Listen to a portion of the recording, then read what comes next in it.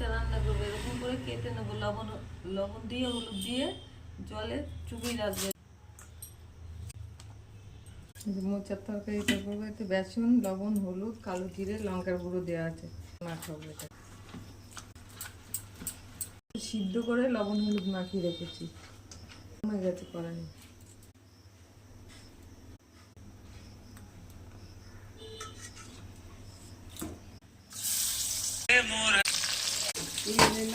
তেলটাই করে নেব, শুকনো লঙ্কা দিলাম, কালো জিরে, দুটো তেজপাতা, সব ভাজা হয়ে গেছে, ভেজে নেবো।